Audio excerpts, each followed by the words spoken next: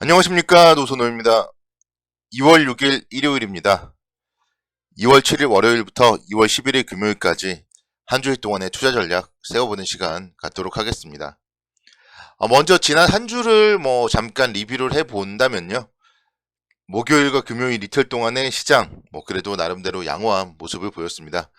미 연준의 긴축 우려가 조금은 완화되는 모습을 보였습니다. 블러드 세인트루이스 연준 총재가 3월에 기준금리를 50베이시스 포인트 인하하는 데 반대한다 발언을 하면서 미 연준의 긴축 속도에 대한 시장의 우려가 일부 좀 부식되는 그런 모습을 보였고요. 이런 모습들이 시장의 긍정적인 모습을 보였습니다. 그리고 미국의 기업들의 실적들도 상당히 좀 호조를 보였어요. 애플, 마이크로소프트, 아마존 모두 시장의 전망치를 상회하는 실적 발표를 했고, 결국은 실적이 미국 시장에 온기를 불어넣었다, 이렇게 좀 생각을 해본다면 이번 주에도 국내 주식시장 기업들의 실적 발표가 이어지거든요. 그래서 각 기업별로 실적들에 대해서 좀 계속적으로 좀 체크를 해봐야 되지 않을까, 이렇게 말씀을 드릴 수가 있겠습니다. 시장은 이번 주에도 변동성을 보일 가능성이 높다고 생각이 듭니다. 아무래도 가장 중요한 거는 미국의 인플레이션과 관련된 물가지수 발표고요.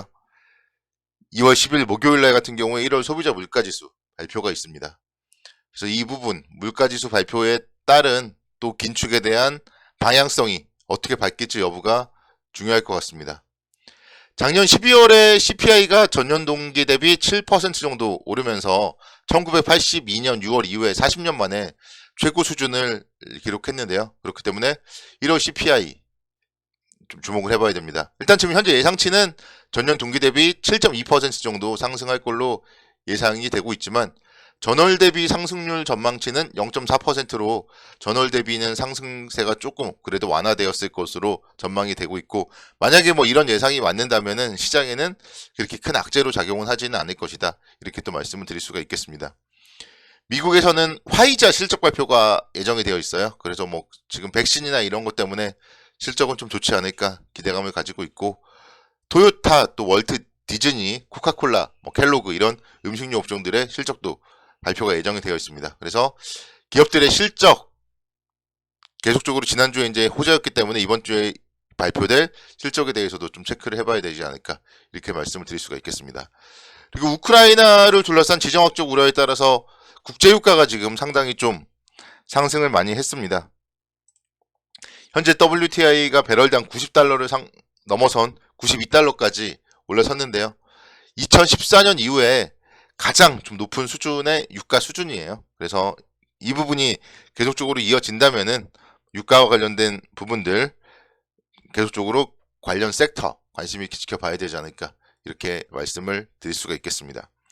국내에는 2월 10일 날이 이제 목요일날 옵션 만기일이 예정되어 있습니다. 그래서 사실 시장이 1월 달에 엄청나게 하락을 했고, 또 1월 28일부터는 또 급반등을 했고, 이런 분위기, 이런 변동성 속에서 사실은 옵션 만기일을 앞두고 있기 때문에 어느 때보다도 치고받고 할 가능성이 좀 높지 않을까 생각이 되고, 또 그렇기 때문에 오히려 이럴 때 오히려 또 조용할 수도 있지 않을까, 좀 그런 생각도 가져봅니다. 이번 주 주식시장은 2800선을 돌파 시도를 분명히 할 거예요. 좀 상승을 원하는 쪽에서는. 그리고 또 하락을 원하는 쪽에서는 다시 한번 기술적 반등에 따른 또 차익 실현 매물이라던가 이런 거에 따라서 2700선 아래로 다시 한번 좀 하락을 시키려고 할 거예요. 그래서 좀 변동성이 좀 클 가능성이 높고, 우리가 지나온 과거를 통해서도 살펴봤듯이 변동성은요, 우리의 적이 아닙니다. 변동성은 우리의 친구예요. 시장이 하락을 할 때 매수를 하면은 지난 목요일과 금요일 날은 또 행복했잖아요. 그래서 우리 투자자 여러분들, 하락을 두려워하지 말자. 제가 금요일 날, 토요일 날 방송을 통해서도 계속 말씀을 드렸죠. 시장에 대해서는 너무 걱정할 필요가 없고 2월에 대해서는 특히 걱정할 필요가 없겠다. 1월에는 제가 계속 말씀드렸어요. 좋지 못하다고. 1월에는 기대할 게 별로 없고 2월에 기대하자, 이렇게 말씀을 드렸기 때문에 이제 그 2월이 왔습니다. 그렇기 때문에 시장에 대해서 긍정적으로 조금 접근을 해보고, 변동성을 친구로 조정 시에 매수 관점으로 접근을 하자, 이렇게 좀 말씀을 드리고 싶습니다. 이번 주에 보면은요, 증권사들에서는 되게 좀 소극적이더라고요.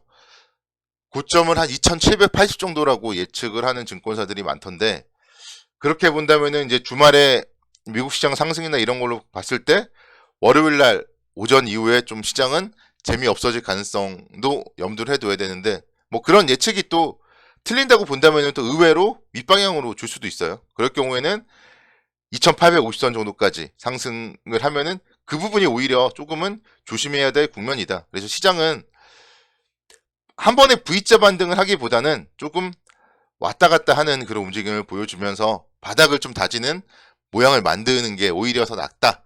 이렇게도 말씀을 드릴 수가 있겠습니다.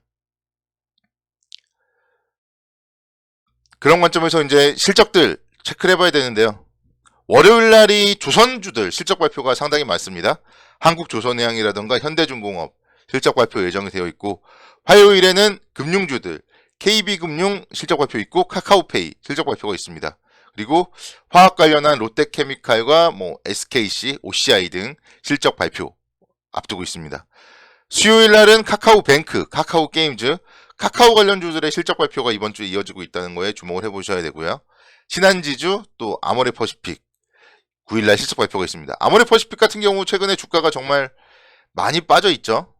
그런 가운데서 이제 다시 한번 뭐 위드 코로나 하고 뭐 이런 부분들 감안을 해본다면은 조금 좀 저가 매수의 기회를 타진해봐도 좋지 않을까 뭐 그런 생각도 가져보는데, 그렇게 한다 하더라도 목표를 너무 높게 잡으면 안 된다. 이렇게 좀 생각이 들고요. 목요일 날은 하나금융지주, 금호석유 실적 발표가 있습니다. 그래서 금융사들의 실적이 계속 좋다. 이런 얘기들이 지금 주말 동안에도 뉴스로 나오고 있습니다. 그래서 KB금융, 신한지주, 하나금융지주 이런 금융지주사들 계속적으로 이제 금리 인상 시기이기 때문에 관심 있게 좀 지켜봐야 되지 않을까. 이렇게 말씀을 드릴 수가 있겠습니다. 11일 금요일 날은 카카오 그리고 제이콘텐트리 최근에 뭐 넷플릭스라던가 이런 부분들 관련해서 콘텐츠 관련주들도 주가 변동성이 좀 크죠. 좋다고 사면은 물리는 경우가 또 많아요. 그런 부분들 잘 감안을 해서 조정 시에 잘 노려봐야 될 것 같고, 대한통운 파업이 계속 되고 있는데요. 실적 발표 어떻게 나오는지도 좀 궁금합니다. 그래서 이번 주에 이제 각 기업들의 실적들 발표가 있기 때문에 여러분들이 보유하고 있는 기업들의 실적 발표를 이미 했다면은 그 부분을 한번 체크를 해보시고요. 그리고 올해의 실적에 대한 전망치들도 각종 자료들을 통해서 좀 분석을 해보는 시간을 가졌으면 좋겠고, 또 각 기업들의 실적 발표를 하지 않은 기업들이라면은 실적 발표 뉴스에 좀 촉각을 세워주시고, 발표와 함께 또 사실 요즘에 실적 발표할 때는 이제 가장 또 재밌는 게 배당을 얼마 준다 뭐 이런 거를 발표하잖아요. 그래서 각 기업들의 실적 발표 그리고 배당 그리고 또 올해의 전망치에 대해서 좀 살펴보는 그런 시간들을 가졌으면 좋겠다. 이렇게 좀 말씀을 드리고 싶습니다. 그리고 좀 종목들은요, 제가 봤을 때는 음식료 업종들에 조금 관심을 가졌으면 좋겠어요. 대상이라던가 CJ 제일제당이라던가 뭔가 정말 가장 안정성이 있고 좀 가장 저평가된 기업 중에 하나가 음식료 업종이 아닌가 그런 생각을 해요. 요즘에 식당을 가더라도 막 점심값 자체도 막 1,000원씩 올랐더라고요.